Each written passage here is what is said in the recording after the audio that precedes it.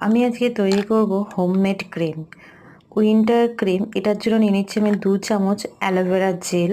এটা হিমালয়ের aloe vera gel নিয়েছি, তোমরা চাইলে অন্য কোনো অ্যালোভেরা জেলও ইউজ করতে পারো। নিয়ে নিয়েছি 2 চামচ নারকেল তেল,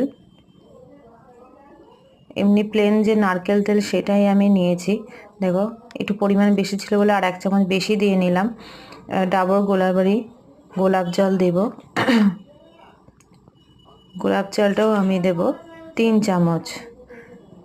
এটা দিয়ে মিক্সিং করব।